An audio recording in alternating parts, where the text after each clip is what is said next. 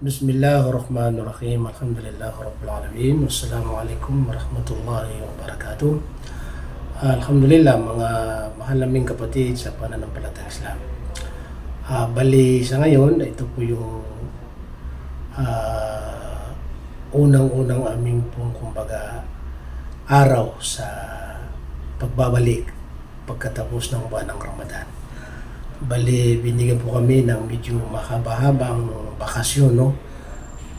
Isipin niyo po, ngayon April 21 kami po, kumbaga, papasok sa aming pong trabaho.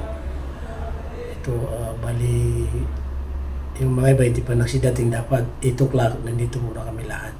Alhamdulillah. So, maya-maya magsisidating po sila. So, alhamdulillah mga kapatid, ito'y lahat po sa pahintulot ng Allah subhanahu wa ta'ala.